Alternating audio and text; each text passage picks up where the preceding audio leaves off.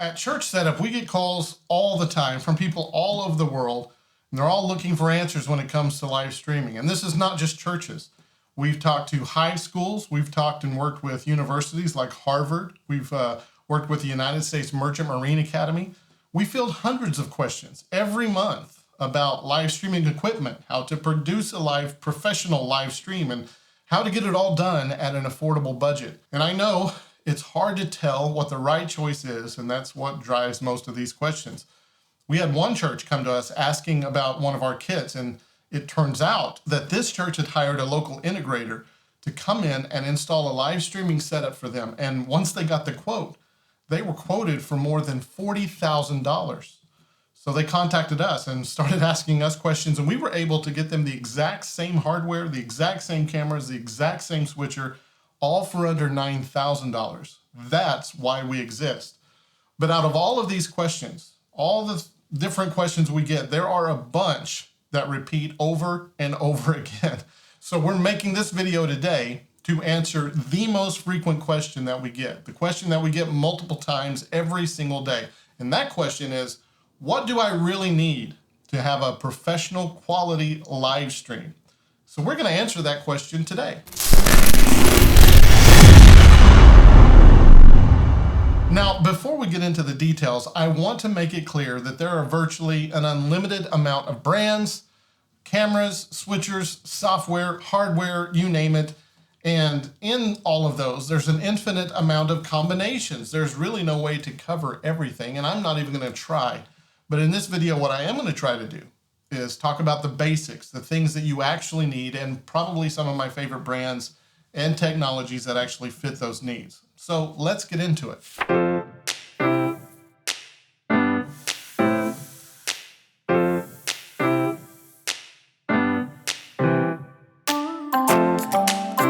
A live streaming and video recording setup is basically broken down into 5 areas. You need a camera that can capture the action as it happens live. You also need an audio source, so a microphone or something that can capture the sounds of the action as it happens live. And that camera and that audio source will need to be connected in some way to a production tool. Now, this production tool can be a hardware device, or it can be a piece of software on a Mac or a PC. That hardware or software will need to somehow encode the video and audio into a file stream that will be uploaded to a platform online, which will then decode that file and distribute that file in a watchable format to your audience. So you need cameras, you need an audio source, a production tool, an encoder, and a platform, and of course, you need internet. That kind of goes without saying. So let's talk about cameras.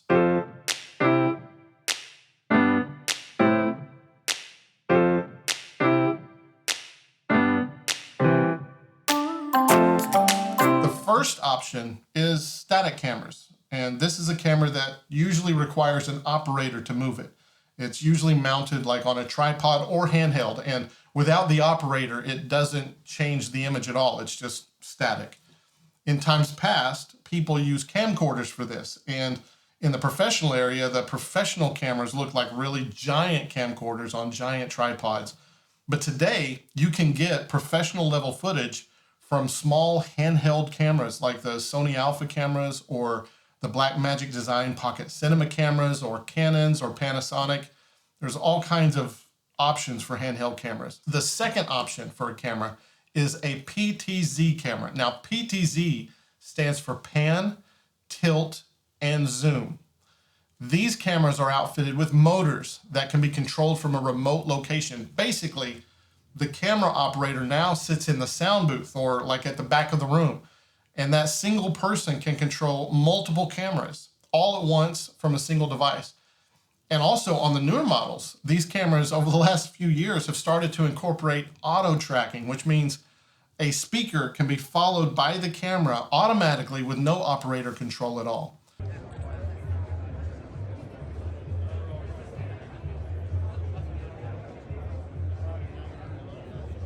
That is so cool. These cameras can be mounted on the wall, they can be mounted on the ceiling, they can be mounted right side up, they can be mounted upside down. They're built and designed for event venues where cameras on the floor would just be in the way. Static cameras usually are powered by a battery, or they have some kind of like adapter that plugs into a power source.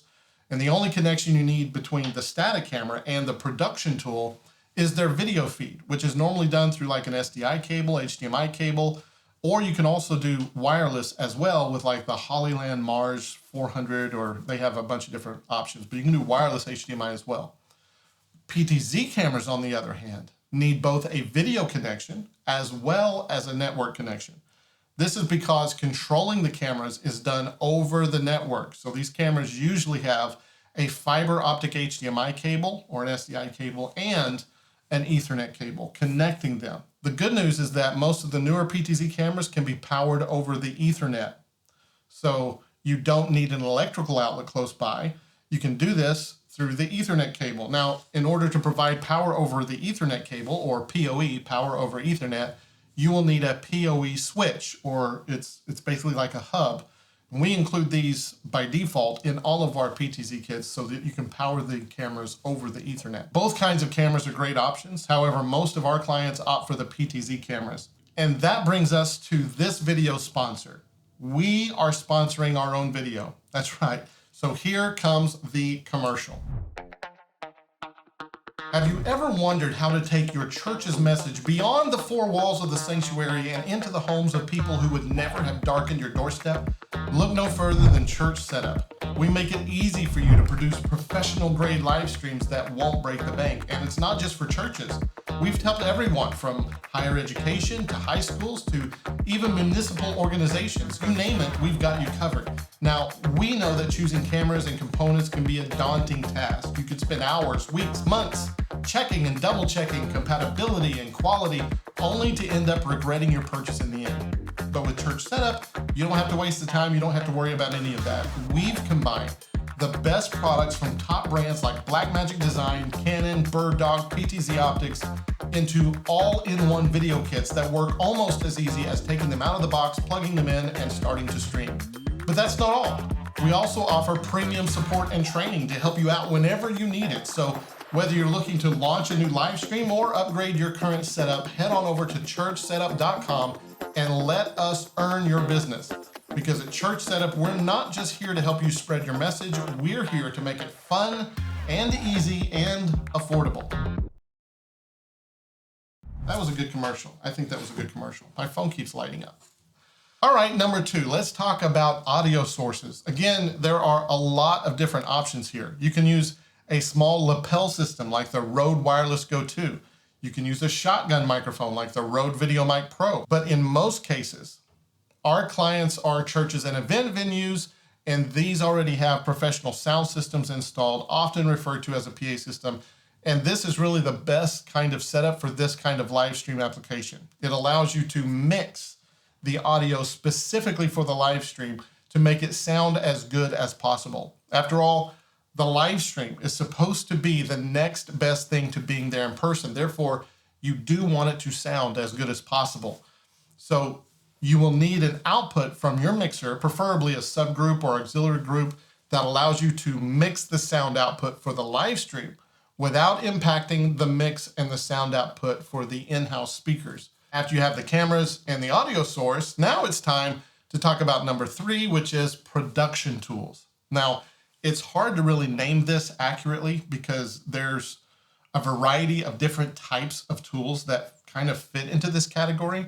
But basically, a production tool is a tool that can take multiple sources, multiple cameras, audio sources, or even multimedia things like ProPresenter, showing lyrics, scriptures, slideshows, things like that, takes all of those sources and uses them to produce a show for your audience.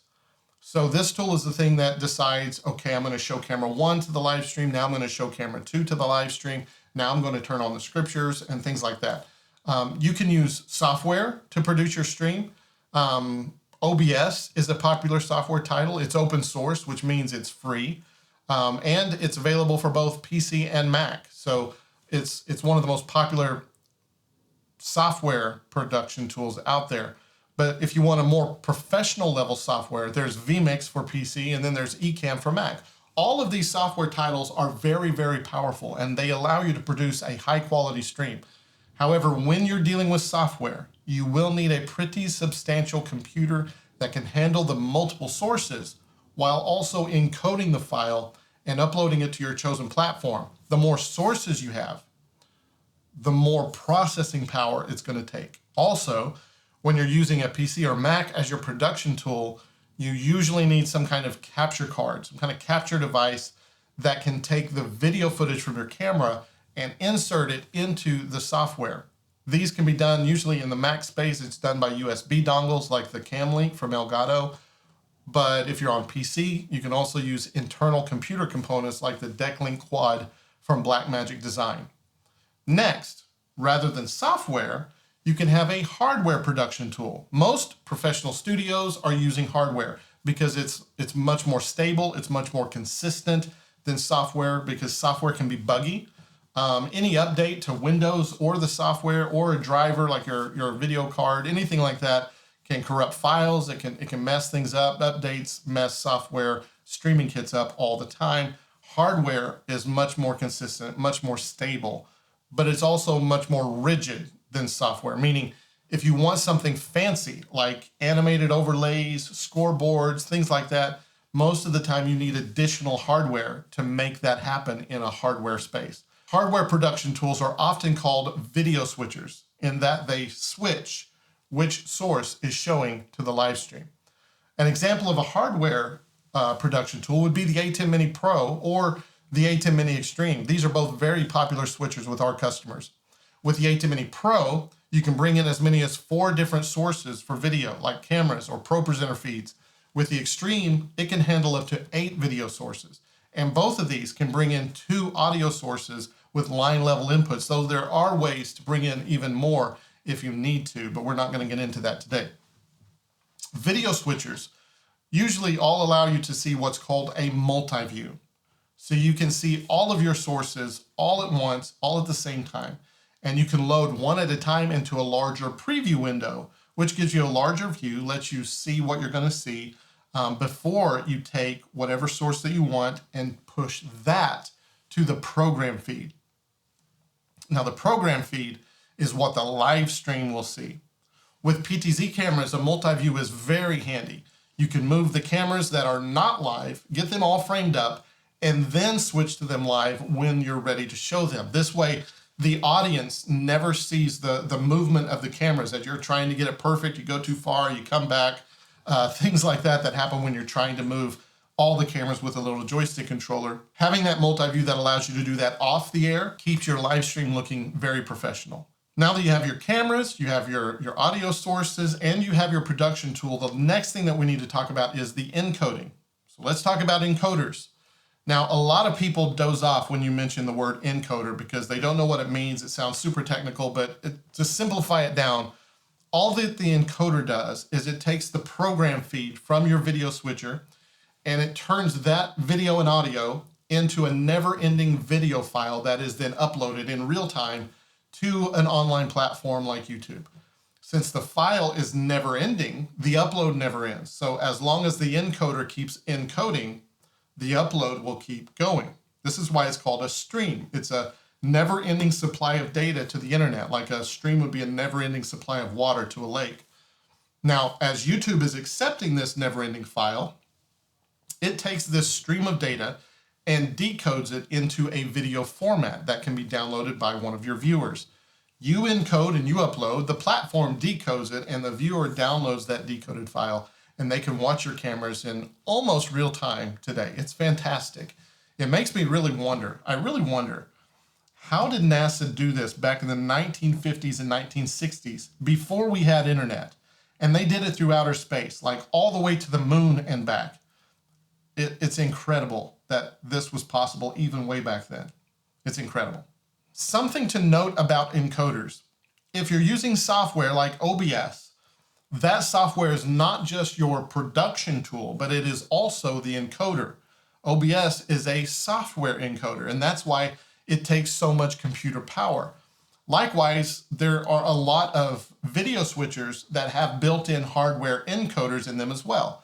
The A10 Mini Pro, the A10 Mini Extreme, they have built-in encoders. So one piece of hardware or one piece of software can both be the switcher and the encoder at the same time. However, not all hardware switchers have encoders built in.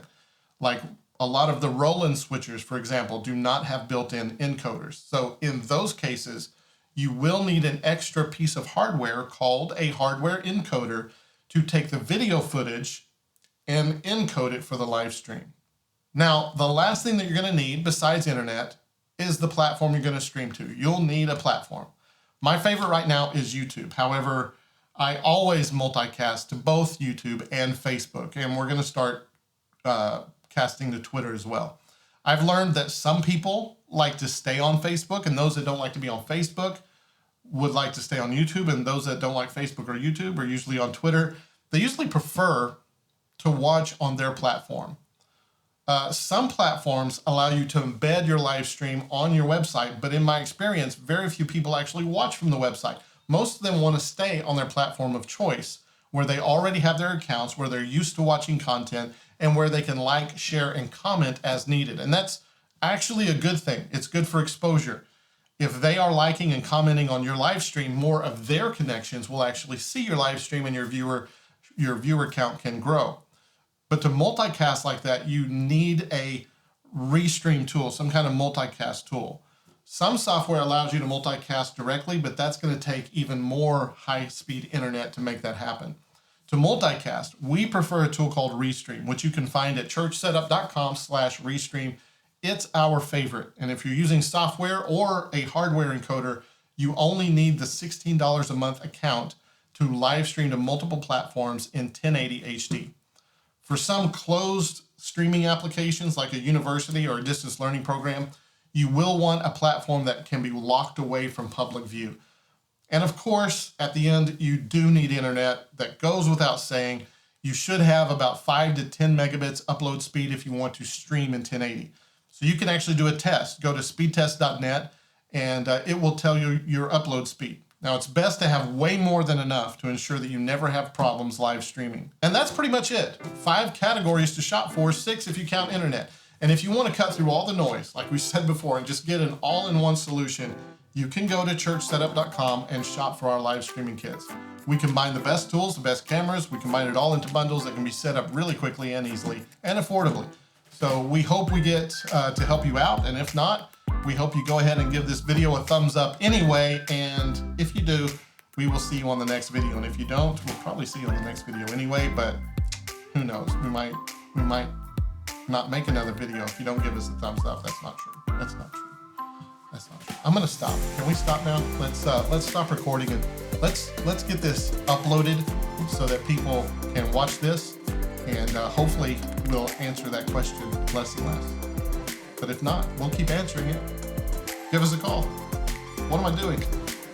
The teleprompter is ended, and I'm just blabbering away now.